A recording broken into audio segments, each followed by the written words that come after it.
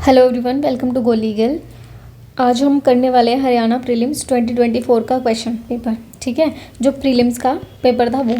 अब मैं ये क्यों कर रही हूँ, क्योंकि मैंने आपको बताया था कि मेरा जो प्रिपरेशन चल रहा है वो डीजीएस और हरियाणा के ओरिएंटेड ही चल रहा है, और अभी दोनों की वैकेंसी आने में प्रोबेबल चांस है कि हाँ आएंगी। ठीक है, तो तैयारी अब से शुरू करेंगे तब जाके कहीं होगी, क्योंकि वहाँ पे आपको फिर रिवीजन का ही टाइम मिलेगा।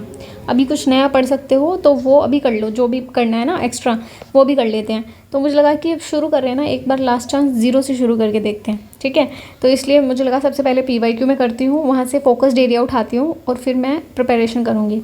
सो if any one of you want to be a part of this journey, you are most welcome. ठीक है, मैं या तो आप अपना शेड्यूल जो है आपके साथ शेयर कर दूँगी, या I will be giving some task कि आज के डेट में आपको ये कंप्लीट कर लेना है। ठीक है, आप दिन में करो रात में करो, इट्स योर हेडेक, बट वो काम उस दिन में कंप्लीट हो जाना चाहिए, और उसके रिगार्डिंग जो है फिर क्वेश्चन राइटिंग की प्रैक्टिस भी साथ साथ चलती रहेगी। सही है, क्योंकि जैसे ही नोटिफिकेशन आएगी ना प्रीलिम्स, मतलब एक महीने पहले आपको प्रीलिम्स ओरिएंटेड ही पढ़ना है पूरा, मतलब एग्जैक्ट उससे बाहर नहीं जाना। और उसके बाद प्रीलिम्स के बाद मेंस में इतना टाइम नहीं होता कि हम एग्जैक्टली सारा कुछ दोबारा से पढ़ें। ठीक है, तो मैं सोच रही हूँ कि मेरे नोट्स इतने हैंडी हो उस टाइम तक कि ठीक है आज मेंस है तो मैं मेंस लिख दूँगी। अब वो तो देखो होना ना होना, it will depends on the destiny, और आपका हार्डवर्क जो है दोनों पे डिपेंड करेगा। बट अभी कसर मत छोड़ना। ठीक है, क्योंकि वैकेंसी एकदम आएगी और फिर एकदम हाथ ठंडे हो जाएंगे कि यार मैं तो कुछ नहीं पढ़ा।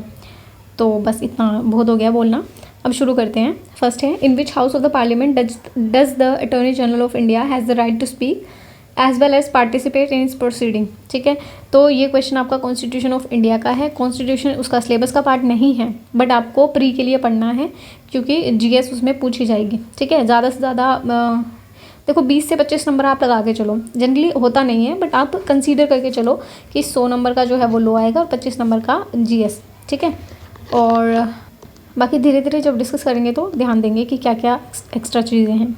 नेक्स्ट है हमारा, identify the first Indian to be appointed as a permanent जज at the International Court of Justice at Hague. तो वो कौन है? नगेंद्र सिंह है। अच्छा, अब ना यहाँ से हमें टेक अवे क्या करना है, मतलब क्वेश्चन पढ़ लिए हमने, ठीक है, हमें नहीं भी आता, मान लो मेरे को नहीं पता होता ये, ठीक है, तो मैं क्या करती, यहाँ से ये देखती कि टाइप ऑफ क्वेश्चन क्या है। तो यहाँ से क्या टाइप ऑफ क्वेश्चन है, कोई भी फर्स्ट पर्सन। ठीक है, फर्स्ट पर्सन, वो फर्स्ट इंडियन भी हो सकता है, ठीक है, वो फर्स्ट फीमेल भी हो सकती है, फर्स्ट मेल भी हो सकता है, या फर्स्ट कुछ भी तुम लगा लो, है ना। और उसको लीगल फील्ड से रिलेटेड चीज़ों से यहाँ पर रिलेट करके बढ़ेंगे, यानी कि first female justice chief justice of India कौन हो सकती है, मतलब प्रोबेबिलिटी किसकी है, या फिर first chief justice of any particular high court, है ना, वो कौन रही थी, या हरियाणा का फर्स्ट, क्योंकि हरियाणा ओरिएंटेड पेपर है तो हरियाणा की फर्स्ट चीफ जस्टिस कौन थे, फीमेल कौन थी। ये सारे क्वेश्चन आपके हैंडी होने चाहिए। ठीक है, मतलब नोट्स जैसे अभी आपने पढ़ लिया तो आपके नोट्स बनने चाहिए उसके साथ के साथ। तो सब कुछ एक इंसान नहीं कर सकता, तो will be sharing our notes. ठीक है, एक ग्रुप सा बन जाएगा, ऐसे लगा लो, जिनका गोल जो है वो सेम होगा। बाकी आपकी मर्जी है, जैसे आपको ठीक लगे वैसा आप पढ़ो। सही है। Where is plaintiff is unaware of the fraud perpetuated upon him, from which date would the period of limitation begin? कब से वो शुरू होगा पीरियड ऑफ लिमिटेशन? अब ये कह रहा है कि पहली चीज़ तो आपको क्या ध्यान रखना है कि क्वेश्चन किस पे पूछा गया है, पीरियड ऑफ लिमिटेशन जो है वो रिकॉर्ड कब से हो रहा है, ना कि पीरियड ऑफ लिमिटेशन कितना है। हम हमेशा रट्टे मार के चले जाते हैं, अच्छा कॉन्ट्रैक्ट है तो 3 साल कर देंगे, और ऐसे ही टोट का है 1 साल है, 6 साल है, 6 महीने हैं, 12 साल है, ये सारे आप रट्टे मार के चले जाते हैं, पर कहाँ से शुरू होगा वो नहीं ध्यान देते। ठीक है, तो जब से ब्रीच होगा ना तब से शुरू होता रहेगा, या फिर जिस दिन से कंप्लीशन होगा किसी भी काम का उसके बाद से पीरियड ऑफ लिमिटेशन शुरू होगा। यहाँ पे क्या है, ये कह रहा है कि from him which date would the period of limitation, कब से शुरू होगा, इट डज नॉट इफेक्ट, ये तो कोई लेना देना नहीं है। नेक्स्ट है, period limitation period will begin from the date knowledge qua the fraud, जिस दिन उसको फ्रॉड की नॉलेज होगी, हमें पता है वहीं से शुरू होता है, तो this answer is right. Next है, its shorten the limitation period, कोई लेना देना नहीं है। इट इनवैलिडेट्स द लॉ, नहीं। From which date would the period of limitation begin respect of a suit for the specific performance of contract. अभी कह रहा है स्पेसिफिक परफॉर्मेंस ऑफ कॉन्ट्रैक्ट का लॉ सूट कब आप फाइल कर सकते हो। ठीक है, तो या तो जिस दिन से ब्रीच होगा, मैंने अभी आपको हिंट दिए थे सारे, तो वही हैं। देखें, the date fix for the performance, जिस दिन फिक्स मतलब आज आपको परफॉर्मेंस करनी है, अगर आपने नहीं किया आप लॉ सूट फाइल कर सकते हो, तो ये तो आंसर सही है। Next, if no date is fix, अगर कोई डेट फिक्स नहीं है, when the period has when the plaintiff has the notice that the performance is refuse, जिस दिन वो मना कर देगा ब्रीच होगा मतलब उस दिन से, तो ये भी ठीक है, यानी कि answer both A and B right. Next है हमारा section 14 of the limitation act 1963 deals with, यानी कि थर्ड क्वेश्चन है जो लिमिटेशन से हैं। सेक्शन यहाँ पे मैं 3 लिख देती हूँ एक बार, ठीक है। Limitation act, section 14 of the limitation act, ये सेक्शन बेस्ड क्वेश्चन है आपका। Extension of the prescribe period, no. Exclusion of the time, ये तो आपको मतलब आता है तो आता है, नहीं आता है तो नहीं आता है, ऐसे क्वेश्चन में तुक्के मत मारना। नेक्स्ट है हमारा the landmark case of state of Andhra Pradesh versus Rayavarapu Punnayya AIR 1977 is significant in the context of Indian Penal Code 1860. It specifically address the distinction between which section. अच्छा, ये जो है ना मतलब ये जो स्टेट ऑफ आंध्र प्रदेश का केस है, ये डिस्टिंक्शन बताता है बिटवीन 299 एंड 300। केस लो वाले भी क्वेश्चन भी ऐसे हैं, या तो आपको आते हैं या तो आपको नहीं आते हैं, बट यहाँ से टेक अवे क्या है कि ये जो टॉपिक है, मतलब लैंडमार्क लिख दिया ना, लैंडमार्क केस है यानी कि इंपॉर्टेंट है, तो यहीं पे लिख दो कि इसे हमें रीड करना है, नीड टू रीड, सही है। और इसका मैं डिस्टिंक्शन आपको बता देती हूँ फिर भी। 299 में और 300 में एक वर्ड यूज़ होता है, मतलब वर्ड नहीं लाइन यूज़ होती है या स्टेटमेंट है जो, वो क्या है, injury likely to cause death, इसमें भी है और इसमें भी है। इसमें तो है क्या है कि इंजरी कॉज करना which is likely to cause death, इसमें तो ये है, और इसमें ये है कि ऐसी इंजरी कॉज करना जो ऑर्डिनरी सर्कमस्टांसिस में is likely to cause death, ठीक है। तो ये जो केस लो है ना, ये बताता है कि इन जो दोनों जो लाइकली टू कॉज डेथ है, इन दोनों में डिफरेंस है। इस तरीके से 299 और 300 जो है दोनों में डिस्टिंक्शन है, बट आप इस केस को एक बार ज़रूर पढ़ना, लैंडमार्क केस है, इंपॉर्टेंट है, और 299 300 जो है मेंस का सब्जेक्ट मैटर है, तो यहाँ से क्वेश्चन बनते हैं और डिस्टिंक्शन देने में ये केस जो है आपकी हेल्प करेगा। नेक्स्ट है हमारा Riya skilled artist decided to test her abilities by creating exact replica of high valued currency notes using advance printing technology. उसने अपनी स्किल को यूज़ करना था, ठीक है।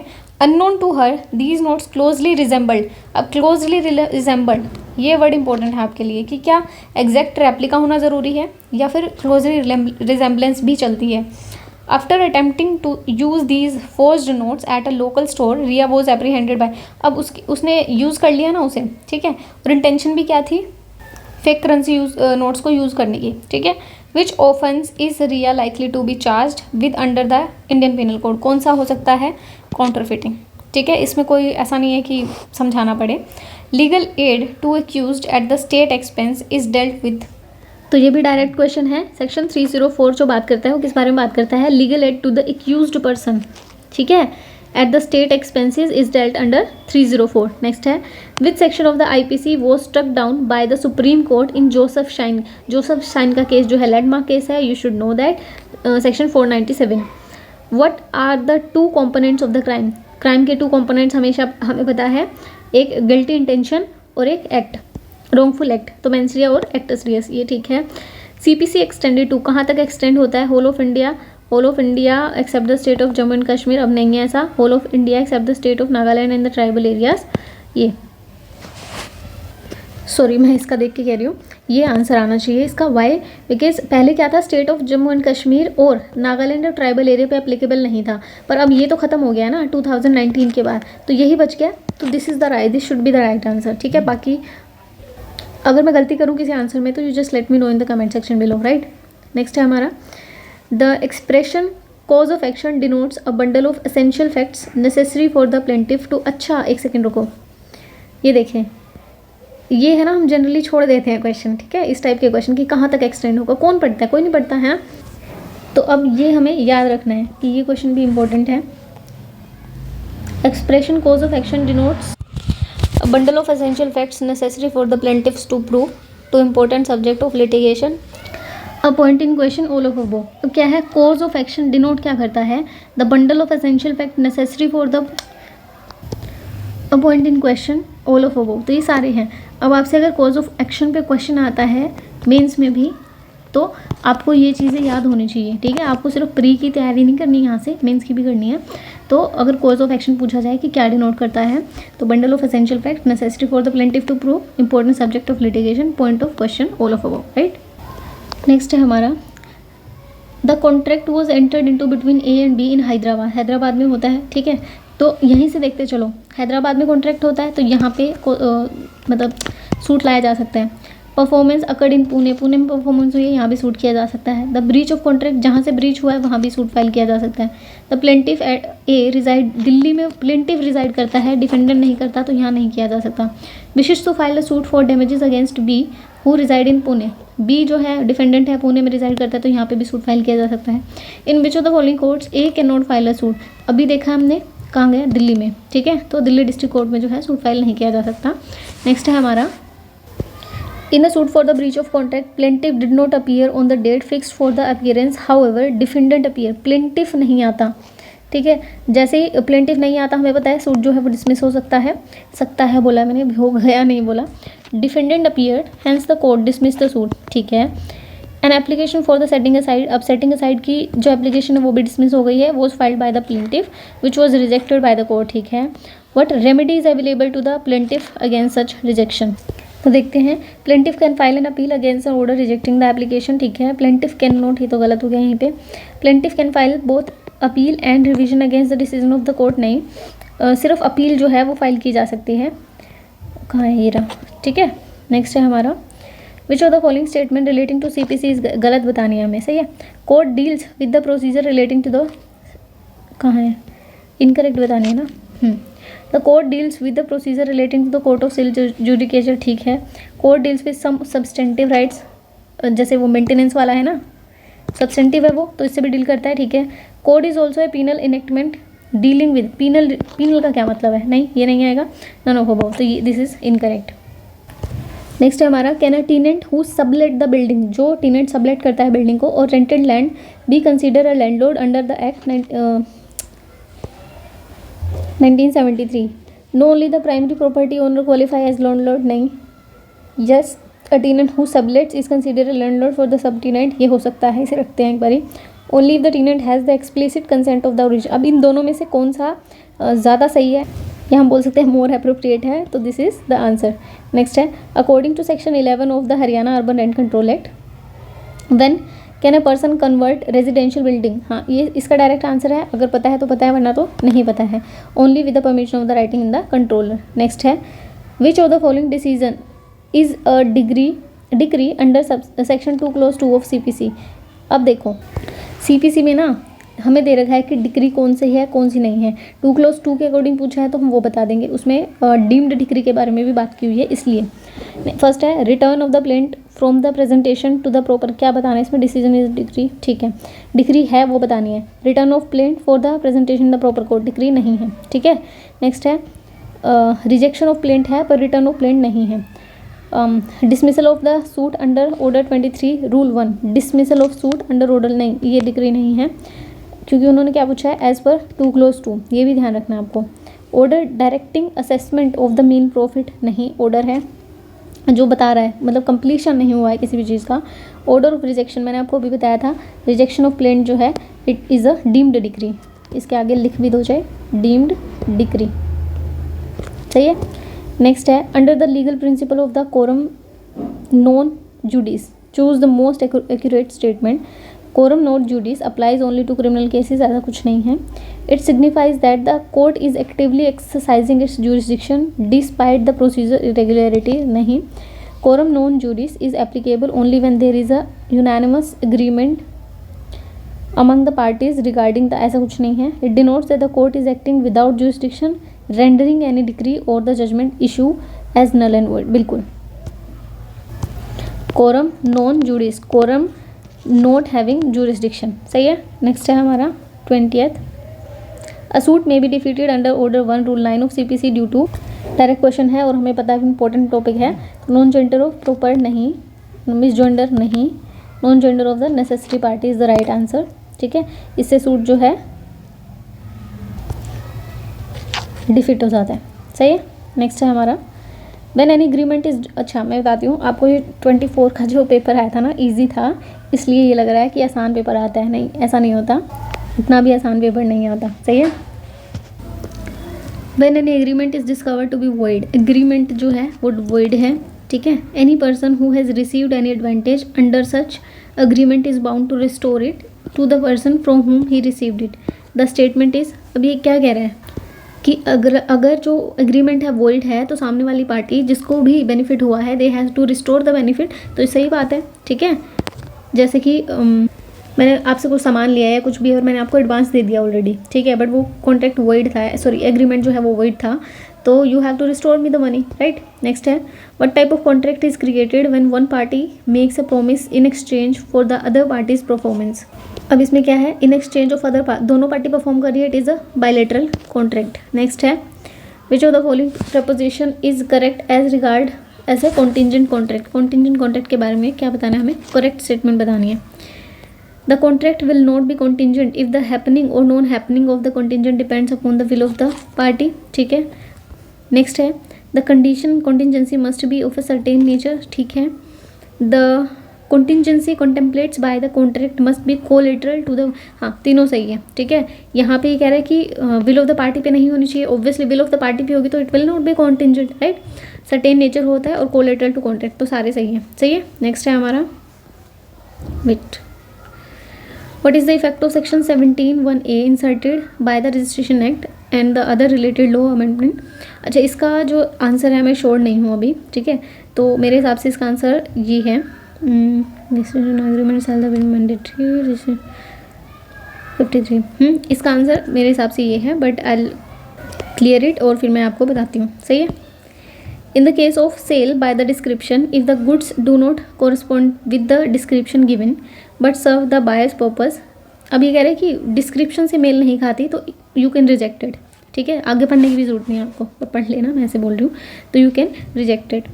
नेक्स्ट है according to section 29 of the civil procedure code the term judgment encompasses, क्या क्या होता है उसमें, only the decree of the appellate court, not trial court, strictly decisions related to the declaratory relief, नहीं, the statement given by the judge on the ground of decree, and यही लिखा हुआ है उसमें डेफिनेशन में एग्जैक्ट वर्ड्स, तो यही answer है। Regarding the doctrine of forum non convenience select the, अब ये क्या है कि फोरम नॉन कन्वीनियंस, देखते अब यहाँ से एक चीज़ और कि डॉक्ट्रिन के 2 क्वेश्चन आ चुके हैं, तो देख लो डॉक्ट्रिन कितनी इंपॉर्टेंट है, तो करनी पड़ेंगी, सही है। Forum non-convenience is solely based on the convenience of the plaintiff, allowing him to choose any forum he prefers। नहीं, ये नहीं है, forum non-convenience लिखा हुआ है। The doctrine allow a court to refuse to exercise jurisdiction if more appropriate forum is available to safeguard the interest and the convenience of the parties। इसे रखते हैं। It applies only to the civil dispute, यहीं खत्म हो गया ही, तो forum non-convenience is an absolute bar, absolute bar आ गया, वही वो ऑप्शन खत्म, तो this is the right answer. Next है हमारा, अच्छा पढ़ लो एक सेकेंड, क्योंकि फॉरन नॉन कन्वीनियंस क्या बोलता है, यही है, ये एग्जैक्ट डॉक्ट्रिन की डेफिनेशन ही लिखी हुई है, ये refuse to exercise the jurisdiction if a more appropriate forum is available to safeguard the interest and convenience of the parties, not only plaintiff, ठीक है। नेक्स्ट है हमारा which out of the following section of the CPC relates to the power of restitution of, ये तो simple question है, direct question है 144। Where any property is order to be sold by the public auction, public auction से property sold की in execution of the decree, which of the following is false, बताना है, गलत बताना है।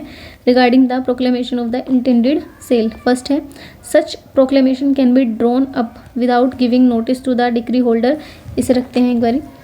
Such proclamation shall state the time and place, ये तो होता ही है, ठीक है, सही है ये। Such proclamation shall specify any encumbrance to which the property is liable, ठीक है, अगर कोई इनकम्बरेंस है तो या तो उन्हें क्लियर करो, पहले क्लियर नहीं करेंगे तो सामने वाली पार्टी को you have to tell them, right. Next है हमारा such proclamation shall state whether the property is to be sold without, would be sufficient to satisfy the decree, अगर ऐसा नहीं करोगे तो बचा हुआ जो मतलब अमाउंट है वो पे नहीं किया जाएगा, ठीक है, तो इसलिए ये भी ज़रूरी है, तो गलत क्या हो गया अपना फर्स्ट वाला। नेक्स्ट है हमारा as charged with travelling in a train without a ticket, ठीक है, ये ध्यान से करना है क्योंकि ये मैं करवा चुकी हूँ, तो और मैंने बोला विद इस पे क्वेश्चन बनते हैं। As charge with the travelling in a train without a ticket, the burden of proving that he did not, ये वो वाला है ना जिसके पास स्पेशल नॉलेज होगी, ठीक है, 106 था जो इंडियन एविडेंस एक्ट में, अभी मुझे ध्यान नहीं रहता BSA का। The burden of proving that he had a ticket is on him, जो वो कह रहा है ना उसी के ऊपर है burden of proof, the answer is right. How many schedules were there in the constitution at the time of adoption, adoption के टाइम पे कितने शेड्यूल्स थे, यानी ये जो सेकंड क्वेश्चन है अपना कॉन्स्टिट्यूशन के ऊपर, मतलब ये देखो कि कितने सिंपल क्वेश्चंस भी पूछे गए हैं, तो आपको छोड़ना नहीं है। 12, 8, 9, 10, 9 पे क्यों लगाया? देखो ये सिली मिस्टेक्स, इन्हें हम बोलेंगे सिली। ये क्वेश्चन आपका गलत नहीं होंगे, ठीक है। कितने थे? 8 शेड्यूल थे, 395 जो थे आर्टिकल्स थे अपने, और 22 पार्ट्स थे। यानी कि गलती देख लो कहाँ का रखी है। इतने मतलब थोड़ा टफ क्वेश्चन जो है इस बंदे के, जिसका भी ये पेपर है मुझे नहीं पता, सही है, पर ये जो डायरेक्ट क्वेश्चन है और इतना सिंपल क्वेश्चन है, इसमें इसने गलती कर दी। ऐसा नहीं है इसे आता नहीं होगा, बस वो बेचारा कंफ्यूज हो गया होगा जिसका भी ये पेपर है। एक बार ये 9 देख के मैं भी कंफ्यूज हो गई कि मुझे डाउट है या मतलब क्या है। नेक्स्ट है हमारा अगेन कॉन्स्टिट्यूशन से, the right to property was eliminated from the list of fundamental rights by which one of the following constitutional amendment, 44, 61, 42 और 73। ये आंसर ठीक है इसका। देखो पहले फिर कंफ्यूज हो गए थे 42 में और 44 में, बट उसने सही आंसर लगा दिया। तो ऐसा नहीं है कि कन्फ्यूज़न नहीं होती, सच में कन्फ्यूज़न हो जाती है, मेरे को खुद को कन्फ्यूज़न हो जाती है, ठीक है। यहाँ हम फ्री माइंड से बैठे हुए हैं, गलती हो भी गई तो कहाँ मतलब क्या हो जाएगा ज़्यादा से ज़्यादा, आप मुझे ट्रोल कर लोगे इस पे, है ना, इससे ज़्यादा कुछ नहीं होगा। पर वहाँ पे इतना प्रेशर होता है ना कि मेरी लाइफ बन जाएगी, अगर गलती होगी तो वहीं मैं पीछे रह जाऊँगा, तो इसलिए कन्फ्यूज़न हो जाती है। सही है। नेक्स्ट है article 352 of the Indian, direct question है भैया, ऐसे फ्री के नंबर बांट रखे, लो ले लो, है ना। तो 352 of course national emergency, right answer. On which day did the president of the constituent assembly of the India make, कहाँ है, India make statement in the house declaring Jana Gana Mana as the national anthem of the India. मतलब पढ़ना शुरू कर दो भाई, नहीं अच्छा 24 है ना, मैं 26 देख चुकी हूँ, हाँ 24 जनवरी 1950। नेक्स्ट है हमारा question, who was the prime minister of Britain when attain the independence, कौन था? मैंने भी शायद क्लेमेंट एटली ही लगाया था, इसके आंसर भी श्योर नहीं हूँ, बट मैंने भी यही लगाया था, आई रिमेंबर दैट। नेक्स्ट है who among the following is or are not competent to enter into the contract, कौन नहीं है? माइनर नहीं है, अनसाउंड माइंड नहीं है, डिस्क्वालिफाइड ऑल ऑफ देम, ठीक है। नेक्स्ट है when the consent of an agreement is obtain bye undue influence, undue influence से अगर कंसेंट मिली है, देखो अनड्यू इन्फ्लुएंस से कंसेंट मिली है, ठीक है, यानी कि वॉइडेबल तो है। The agreement is voidable at the option of, किसके ऑप्शन में होगा? अनड्यू इन्फ्लुएंस है तो जो डोमिनेंट होगा, मतलब जो डोमिनेंट होगा उसके उसमें नहीं होगा, फेवर में नहीं होगा, जो सर्विएंट होगा उसके फेवर में होगा। इधर द पार्टी, इधर तो नहीं हो सकता, गलत हो गया। A party whose consent is so, जिसकी कंसेंट ली गई है ऑब्वियसली, ठीक है। नेक्स्ट है हमारा where both the party to an agreement are under the mistake, both party है, मिस्टेक है, अब किसकी मिस्टेक है? को matter of fact, matter of fact की, दोनों पार्टी मैटर ऑफ फैक्ट की मिस्टेक है, तो क्या होगा? वॉइड, ठीक है। नेक्स्ट है हमारा X sends an insured parcel to Y, the parcel is not delivered, तो वाई क्या इंश्योरेंस क्लेम कर सकता है? ये कह रहा है कि can not claim the amount from the insurance company because there is no privity of contract, ठीक है। Can enforce as a constructive trust is created in this favour, ठीक है। Can enforce only if there is an express provision the contract that he can enforce it, none of the above. अब ये ना privity of contract के ऊपर ही based है, ठीक है, और उसमें ही एक सब टॉपिक है कंस्ट्रक्टिव ट्रस्ट, उसमें बोलते हैं कि जो बेनिफिशियरी हैं वो भी बेनिफिट ले सकते हैं, ठीक है, क्योंकि उनके फेवर में ही कराया। यहाँ पे अब्यूज़ ऑफ पावर को या फिर अनजस्ट एनरिचमेंट को होल्ड करने की, मतलब उसे प्रोटेक्ट करने की बात की गई है, तो दिस आंसर इज़ राइट। और इससे आपको क्या पता चलेगा कि कंस्ट्रक्टिव ट्रस्ट का जो टॉपिक है, जो आप छोड़ देते हैं या ध्यान नहीं देते हैं, प्रिविटी ऑफ कॉन्ट्रैक्ट सब कर लेते हैं, कंस्ट्रक्टिव ट्रस्ट जो है नहीं करते जनरली, मैंने भी नहीं किया था, तो इसलिए मैंने इसे हाईलाइट कर दिया है। इसके ऊपर एक अलग से वीडियो बन जाएगी या फिर पढ़ तो लेना ही, ठीक है। A who is a minor borrows money from B after becoming an adult, अब ये क्वेश्चन ना बहुत कंफ्यूजिंग था और ऐसा लग रहा था कि यार इसमें आंसर क्या होगा, ठीक है, और उस टाइम पे बहुत कन्फ्यूज़न हो रही थी, बट मैंने इसे बाद में आके पढ़ा था, तो लेट मी टेल यू कि क्या आंसर हो सकता है होगा।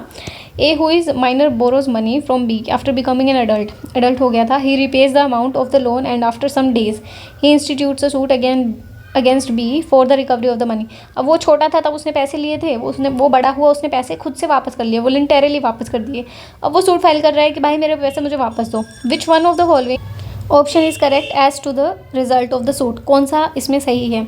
ए will succeed in the recovering money, ठीक है, ए सक्सीड हो जाएगा ये कह रहा है। सेकंड कह रहा है A will not succeed in recovering the money as the minor contract is illegal, ठीक है। थर्ड कह रहा है A will succeed in recovering the money as the payment was valid. Fourth है नन ऑफ द अबव। अब ये देखो A will succeed in the recovering the money, ठीक है, और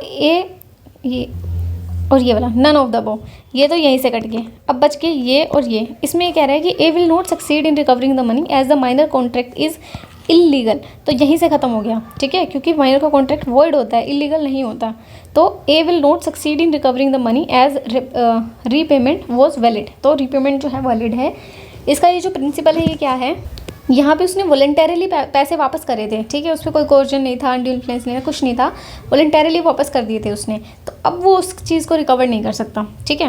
नेक्स्ट है, in which case was it held that the identity of the victim relating to the sexual offences is not to be disclose in a judgment or an order to be pass by the court. अब तुम ये देख लो कि भाई कितने case लो important है, तो case लो पढ़ने हैं, सही है।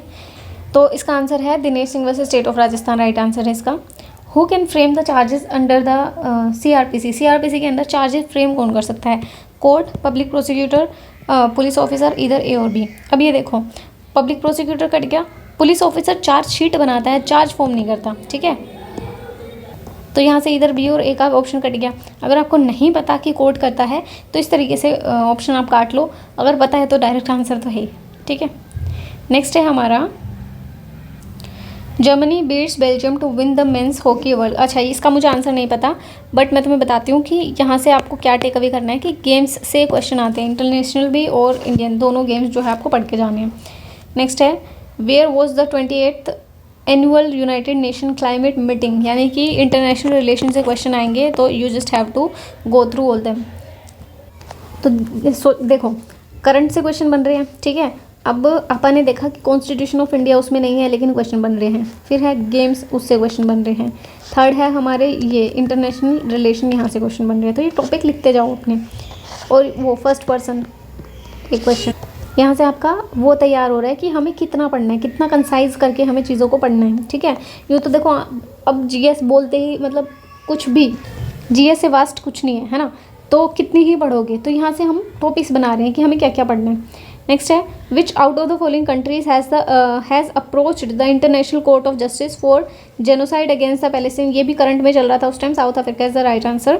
नेक्स्ट है, इन अ केस ऑफ ब्राइबरी कहाँ है, the conversation between the accused and the police. देखो अब, अच्छा ये क्वेश्चन बहुत अच्छा है कि पुलिस की जो कॉन्वर्जेशन है वो रिकॉर्ड कर ली गई थी। It was sought to be given in the evidence and was obtain to being statement given to the. अब ये ऐसे बोला गया, ऑब्जेक्शन इस पे ये लगाया गया कि ये तो पुलिस को इन्फॉर्मेशन, मतलब पुलिस को जो स्टेटमेंट दी है, पुलिस को दी गई स्टेटमेंट, उसकी कोई वैल्यू नहीं होती, ठीक है। तो ये कह रहे हैं कि इस एविडेंस की कोई वैल्यू नहीं है। अब recording is inadmissible because it was statement given to the police, ये रख सकते हैं हम एक बारी, ठीक है। The dialogue between the accused and the police form a part of res gestae. अब यहाँ पे देखो, पार्ट ऑफ सेम ट्रांजेक्शन है, इसलिए ये एडमिसिबल हो सकती है, तो सही है, बिल्कुल सही है। नेक्स्ट है हमारा, A is accused of the child murder, child के मर्डर के लिए एक्यूज्ड है ए।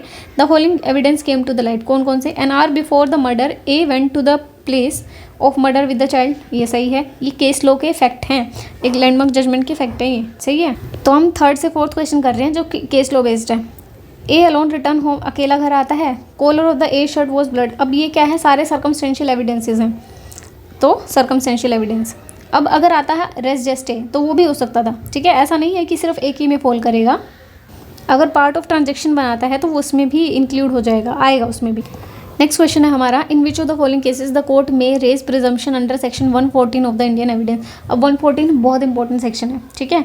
क्या क्या है, that a man in the possession of the stolen goods after the theft is either. हाँ, मैंने जब ये वाला सेक्शन आपको कराया था तो मैंने बोला था कि यहाँ से इस तरीके से क्वेश्चन आते हैं, और सारी इलिस्ट्रेशन बेस्ड क्वेश्चन है, सारी इलिस्ट्रेशन उन्होंने दे दी है और आंसर पूछा है, तो इसका पढ़ देती हूँ मैं एक बारी।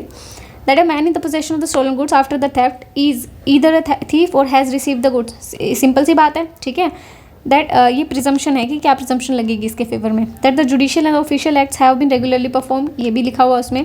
That the evidence which could be and is produced, sorry not produce would if produced be unfavourable to the person. ये क्वेश्चन बहुत बार रिपीट हुआ है, मतलब ये वाला टॉपिक जो है बहुत बार रिपीट हुआ है। तो क्या करना है कि इसे अच्छे से पढ़ना है, लाइटली नहीं लेना है सेक्शन को, सही है। हम क्या करते हैं, वो जो कंप्लीस वाला पार्ट है ना, जो बी इलिस्ट्रेशन है 114 की, अरे यार 114 की जो बी इलिस्ट्रेशन है उसे पढ़ते हैं, बाकी को इग्नोर कर देते हैं। तो अब देख लो क्वेश्चन बना हुआ है और गलती तुमने की होगी पक्का, गलती इन द सेंस लापरवाही की, यार यहाँ से तो क्या ही क्वेश्चन बनेंगे, सही है। Consent under the Indian contract act 1872 means क्या है, agreeing to the same thing in the same sense, ठीक है। Agreeing to the different thing यहाँ गलत हो गया, अग्रीइंग टू डिफरेंट थिंग यहाँ गलत हो गया, तो ऑल ऑफ अबव का क्वेश्चन गलत हो गया, this is the right answer. Next है, prospectus of a company issued for the subscription of its sharer is an offer, invitation to make an offer, cross offer। अब invitation to make an offer क्या होता है कि हम ना जैसे display कर देते हैं चीज़ों को, अगर आपको ख़रीदना है तो you will offer and will accept, अगर हमें एक्सेप्ट करना होगा तो हम एक्सेप्ट करेंगे, अदरवाइज नहीं करेंगे। तो this is invitation to offer, right answer. The mother of an illegitimate child has the power to give that child in adoption, ठीक है। ऑप्शन देखते हैं, only with the consent of the putative father, without the consent, with the prior permission of the court, without the consent of the. अब देखो इसका जो right answer है ना, सही लगाया उसने, बी है। देखो इलेजिटिमेट चाइल्ड की बात है, ठीक है, तो मदर का ज़्यादा राइट होता है उसके ऊपर, और आएगा ये हिंदू अडॉप्शन मेंटेनेंस एक्ट में ही। बट यहाँ पे मद्रास हाई कोर्ट ने जो मदर है उसके राइट को प्रायोरिटाइज किया है यहाँ पर, सही है, इलीगल चाइल्ड के केस में, इसलिए without the consent of the putative father is the right answer. The dissolution of the Muslim marriage act 1939 is based on the following school of Muslim law.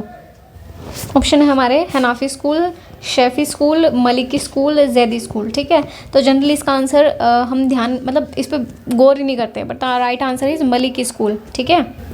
Next है हमारा, ये ख़त्म करते हैं फिर नेक्स्ट क्लास में करेंगे। In which of the following cases of firm is compulsorily dissolve. Option क्या है हमारे, by the happening of any event which makes it unlawful for the business of the, ये ठीक है।